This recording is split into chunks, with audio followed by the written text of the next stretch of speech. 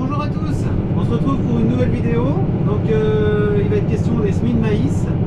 Et bon, les conditions sont pas terribles, hein. La terre est limite trop sèche sur le dessus et puis trop humide dans le fond. Enfin, dans cette parcelle là ça va parce que là on est en parcelle limoneuse. Le limon c'est bien, enfin c'est bien, c'est pas trop mal comporté on va dire. Parce que j'ai quelques ronds avec des petits ronds d'argile quoi, et ça pose un petit peu de problème. J'ai des petits problèmes de motte, même avec la rotative c'est pas dingue quoi. Préparation de terrain, alors j'avais essayé d'ouvrir ici au vibro, donc même dans les limons le vibro ça allait pas, hein. Alors quand j'avais un petit peu de gravier ça faisait de la cendre, hein. C'était presque trop fin, et puis dès que j'arrivais en grosse terre et ben c'est trop compliqué quoi. Ça fait des bottes, je casse des dents, ça va pas, c'est pas son année au vibro. Donc le Valtra et le vibro il reste au stand, hein. C'est comme ça, donc c'est le Dutz qui est au travail, avec le canadien frontal et la rotative. Donc sur la rotative j'ai pas mis le petit pulvé pour incorporer l'azote. Ça il va venir dans la deuxième parcelle, tout simplement parce que celle-ci elle est un petit peu trop loin.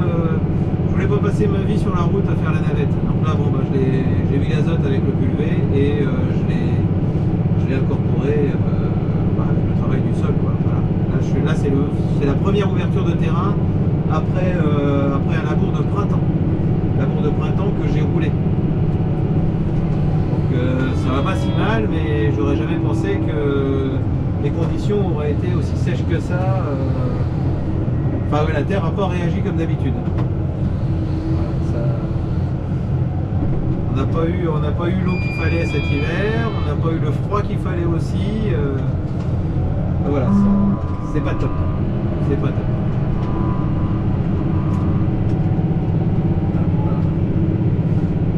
Et voilà donc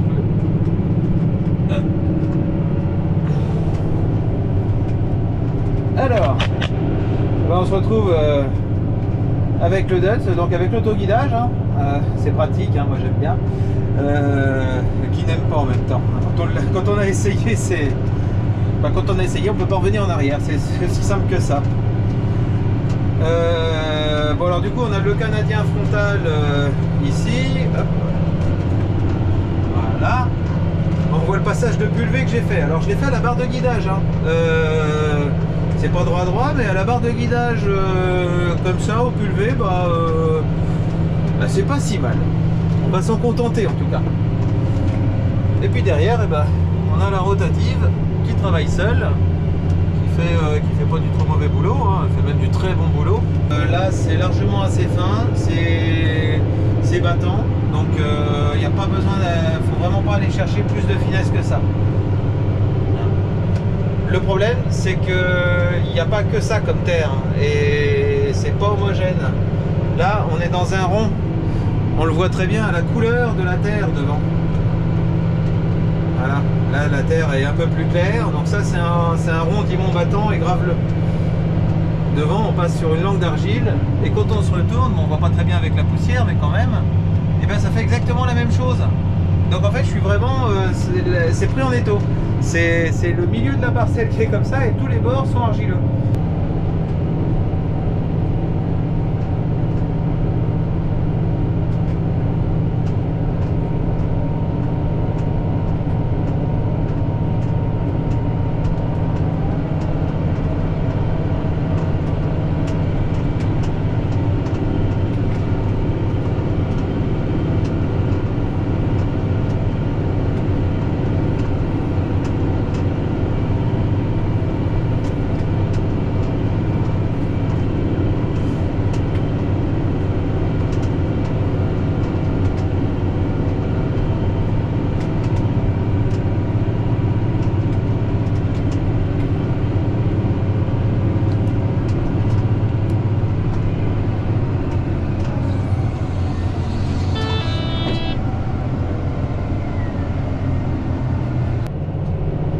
Voilà, donc on aperçoit le tracteur de mon voisin. Donc on fait les semis de maïs en collaboration avec un voisin qui est un jeune installé.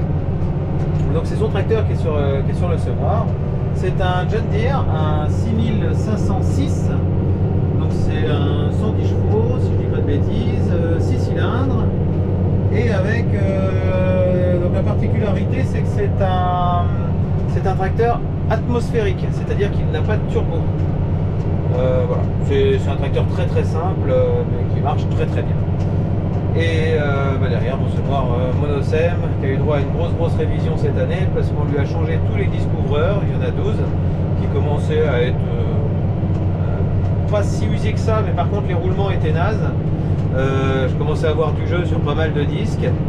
Bon, du coup la parcelle elle fait 24 hectares, on en a fait pratiquement 22, il reste vraiment pas grand chose. Ensuite on va passer dans ma deuxième parcelle, je vais avoir que 2 parcelles de maïs pour un total de 38 hectares. Donc demain soir il devrait plus rester grand chose logiquement. Et puis ensuite on passera chez mon voisin qui a une vingtaine d'hectares de maïs à semer chez lui. Et le semoir partira ensuite chez un ami pour faire à peu près une vingtaine d'hectares de maïs aussi. Bon là par contre moi j'y serai pas, je lui prête juste le semoir et il se débrouille avec des tracteurs mythiques. Ce sera un chantier 100% MB Track, des tracteurs Mercedes. Voilà, donc je ne serai pas là-bas pour vous filmer ça, et je vous mettrai un lien vers une vidéo d'une autre chaîne qui montre cet ensemble en action. Voilà.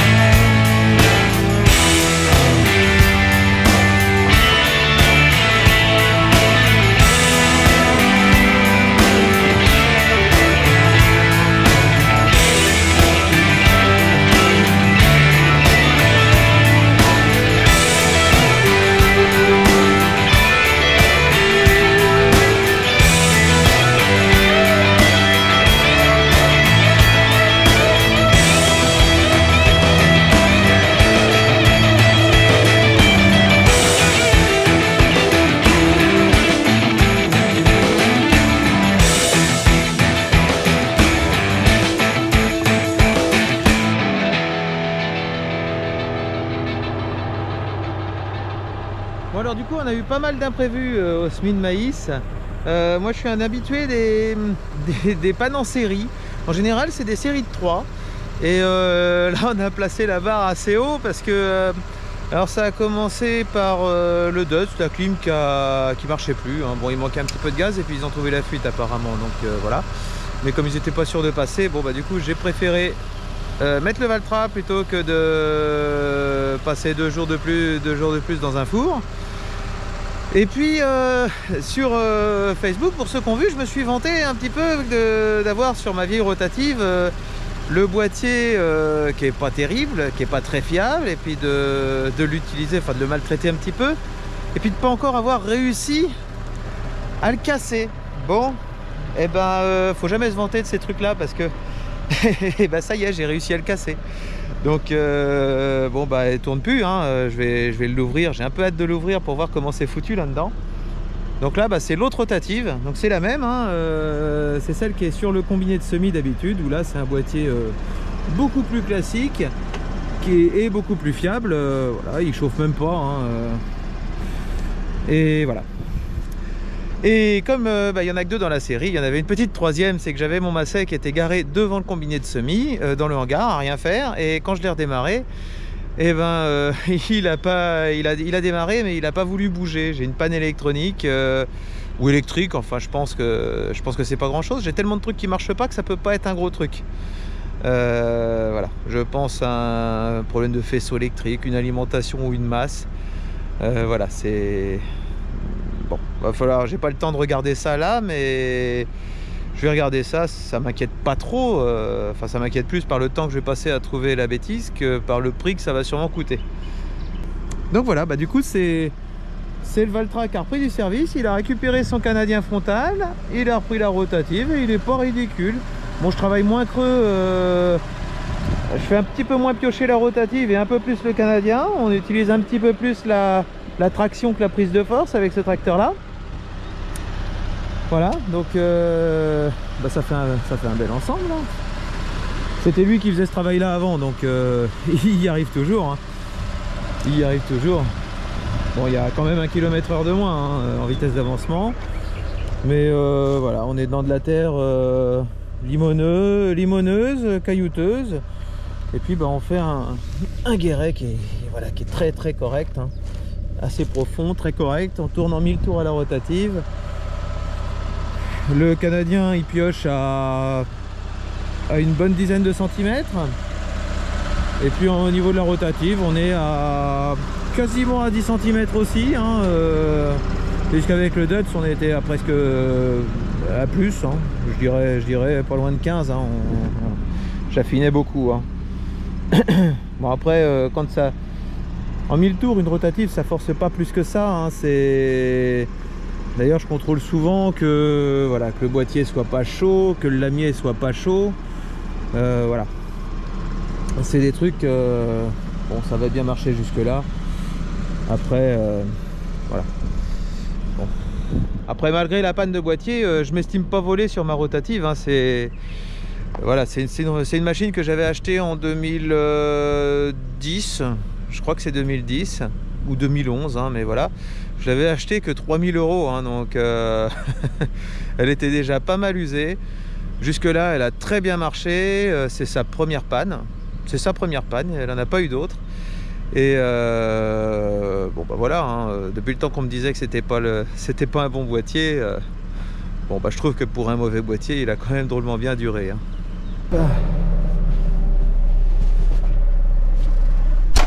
Et on y retourne. Alors c'est à l'ancienne, faut tenir le volant. On n'a plus l'habitude de tout ça. Tac. Alors là où c'est pas mal fait, c'est que le tracteur, malgré qu'il ne sème plus depuis un moment, depuis qu'il y a le Dutch, hein, depuis 2018, depuis les semis de fin 2018, j'ai pourtant changé la batterie depuis, et ben il m'a gardé ma programmation des manœuvres en bout de champ. Voilà, je sais pas si je vais réussir à vous montrer. Voilà. Et c'est tant mieux parce que les automatismes bout de champ, bah, c'est quand même drôlement pratique. Et bah, je pensais pas qu'ils les auraient gardés. Voilà. Et sur ce tracteur là c'est très chiant à régler.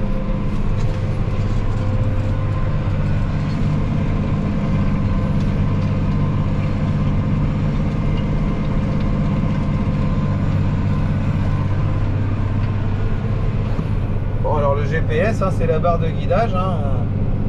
On est à l'ancienne, on n'y voit rien avec les reflets hein. C'est voilà. Une petite barre de guidage Trimble. Bon. Voilà. Voilà, bah, c'est la fin de cette vidéo. Je vous remercie de l'avoir regardé. Et puis, je vous remercie aussi de me suivre depuis le début de la chaîne. On a passé le cap des 10 000 abonnés. C'est vraiment génial. Je ne m'attendais pas à ce que ça aille si vite.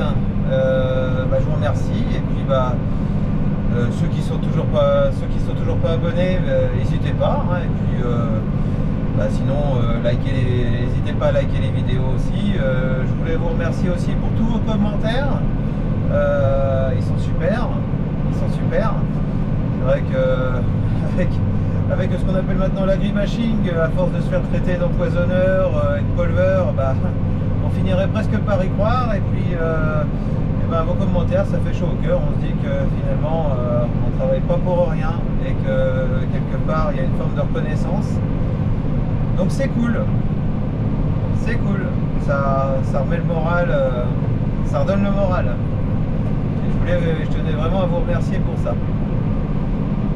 Voilà, sur ce je vous dis à une prochaine vidéo. Et puis vu tout ce que j'ai cassé ou que j'ai eu comme panne, je pense qu'il y aura matière à faire un peu de mécanique. Surtout que là il fait sec et la saison d'irrigation va bientôt commencer. Et en général niveau galère d'irrigation c'est pas mal. Donc voilà, j'espère bien évidemment que j'aurai pas de soucis. Avec l'irrigation, le zéro souci, ça n'existe pas. Voilà, même une année calme possède son petit lot de galère. Voilà, bon sur ce, je vous dis à la prochaine et surtout portez-vous bien. Allez, salut!